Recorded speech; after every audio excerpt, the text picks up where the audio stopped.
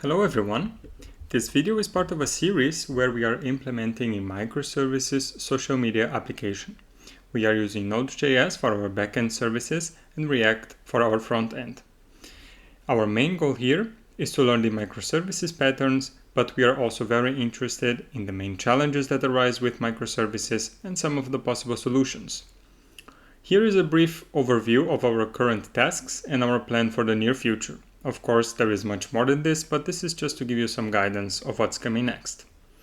Here is a more detailed breakdown, and I highlight the individual tasks per area, right? So of course, these are, let's say, a little bit more general than specific tasks of development, but at least it gives you a sense of what we will implement. If you want to pause the video and inspect it by yourself, feel free to do so.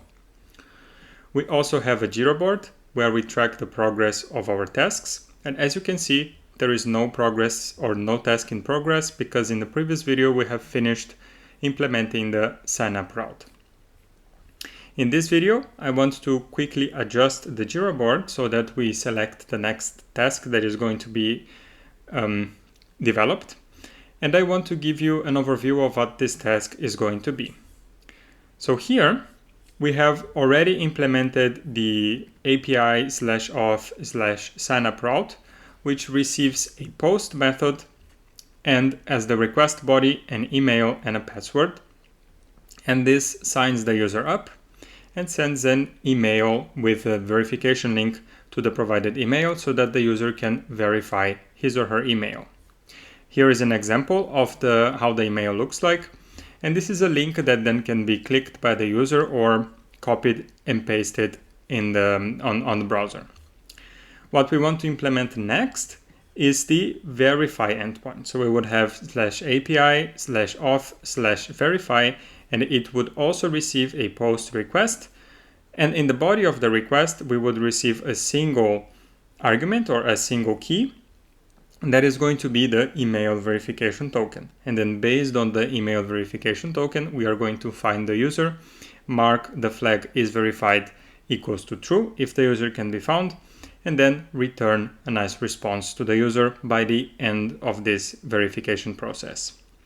Now, as you can see here, we have a post method, right? And here we have a simple link. So whenever we copy and paste the link in the browser sends a GET request.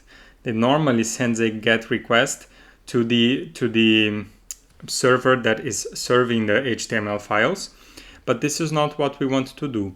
So how are we going to implement this? Well, for the moment, we are going to implement the backend part, which is going to receive any normal post request. We will implement the unit tests with post requests, and once we work with our React front-end client, we are going to set up this endpoint such as when it is accessed by the browser, this specific pattern /API/auth/verify/some alphanumeric string, then it's going to capture this string here. So this whole string, which is the token, is going to capture that and transform this into a post request that then is sent to the back end.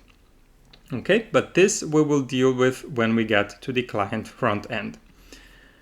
Let's go back to the Jira board and I will scroll down to a task that we have added recently, which is, as a user, I want to verify my sign-up information so that I can confirm I'm a real user. Now this refers to decoding the verification key from the provided URL. That is the provided URL, right? It also refers looking for the user with the corresponding key, marking the user as verified in the system, and then sending the appropriate response to the user. Now this is a back-end task, so we can already work on it. The only small change is that we will not decode the verification key from the provided URL, but we will decode the verification key from the post request body, right? Like so. Great. Then let's move this to in progress. And let's also move the first task, the code verification key, from the post request. Let's see if I can move this up, but I don't think I can. No, I cannot. It has to be at the bottom.